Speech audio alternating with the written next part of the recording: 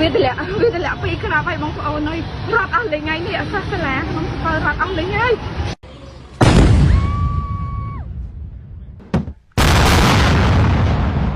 ខ្ញុំយកមកណាម៉ាក់មកនៅក្មួយខ្ញុំយកមកក្មួយណានេះនេះនៅមេពូណានៅមេពូខ្ញុំយកក្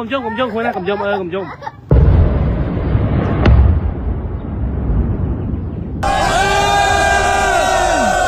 ថ្ងៃទី24កក្កដាឆ្នាំ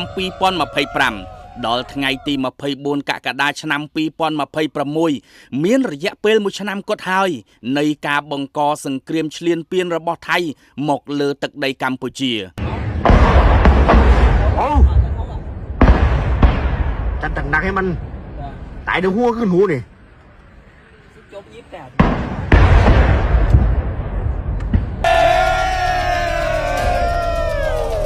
ទង្វើដ៏សាហាវព្រៃផ្សៃនេះបានដកជាប់នៅការឈឺចាប់ក្នុងចិត្តនិងមិនអាចបំភ្លេចបានពីក្នុងការចងចាំរបស់ប្រជាជនខ្មែរក្រប MK84 ដែលមិនទាន់ផ្ទុះនេះបានคล้ายទៅជាផុសតាងប្រវត្តិសាស្ត្រមួយដែលមិនអាចលុបបំបាត់ឬបំភ្លៃបានវារំលឹកដល់ពិភពលោកថាកម្ពុជាគឺជាជនរងគ្រោះនៃសកម្មភាពឈ្លានពានរបស់យោធាថៃហើយប្រជាពលរដ្ឋកម្ពុជាបានទទួលរងការគំរាមកំហែងពីអាវុធដែលមានសមត្ថភាពបំផ្លាញយ៉ាងធ្ងន់ធ្ងរដោយសារតែយោធាថៃវាយប្រហារនិងប្លង់គ្រាប់គ្រប់ធន់រួមទាំងយន្តហោះទម្លាក់គ្រាប់បែកដោយមិនខ្វល់ពីទីតាំងស៊ីវិលសាលារៀនវត្តអារាមឬប្រាសាទបុរាណនោះទេ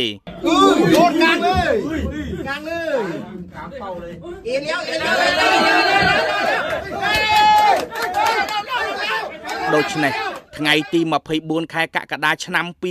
2025មិនមែនជាកាលបរិច្ឆេទធម្មតានោះឡើយវាគឺជាថ្ងៃដែលត្រូវចងចាំ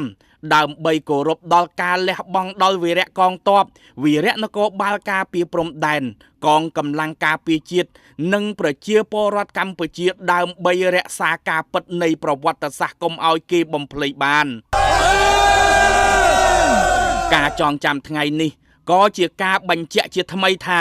កងកម្លាំងយោធាយន្តហោះចម្បាំងគ្រាប់បែក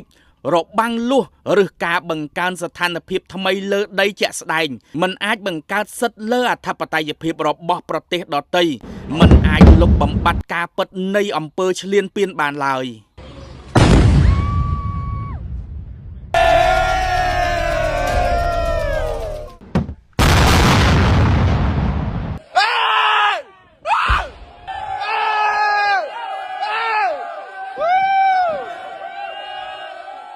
ដើម្បីទទួលបានព័ត៌មានថ្មីកុំភ្លេច follow page ម្នាក់មួយរាយការណ៍ព័ត៌មានដោយខ្ញុំទីប្រឹក្សាព្រះអិន